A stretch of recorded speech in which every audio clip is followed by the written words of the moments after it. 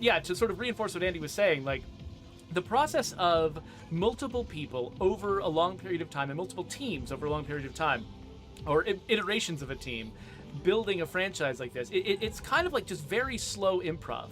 It's like we're all yes-anding each other, right? Like somebody does a setup that's interesting, and then somebody else will grab that setup and run with it and do something else with it, and you're sort of handing it from person to person, from team to team, and you're trying to do what you're trying to do when you're working on one particular iteration of the game is come up with interesting enough setups that the next team will want to use it.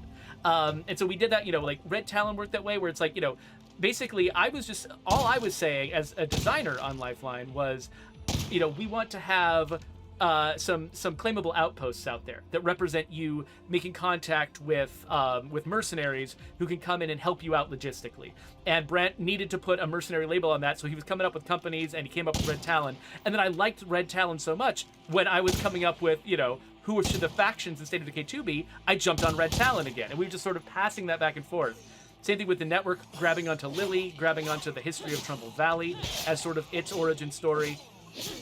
Same with CLEO. Actually, CLEO is a massive example of that. So getting onto, like, after Lifeline, we made the Year 1 Survival Edition, which was mostly a repackaging of State of Decay 1 with all of its, all of its DLC. But we wanted to add a little bit of extra content to it. And so we came up with this idea of this, basically this AI, this logistics AI that was out there, trying to provide supply drops to people, but not knowing, it was not prepared for the zombie apocalypse. It didn't know what to do. So it's just randomly sending people things, trying to figure out how to make itself useful. And, but we put that setup in the Year 1 Survival Edition of this voice named CLEO on the radio who provided you with these mysterious, high-tech supply drops. But we didn't say who it was. We didn't. We left it as a mystery because, while we had all these ideas about who CLEO could be, we wanted to leave it as a setup for us to answer later however we wanted to. Like, I thought of a bunch of lore and a bunch of potential future around CLEO at the time that I was coming up with the Year 1 Survival stuff.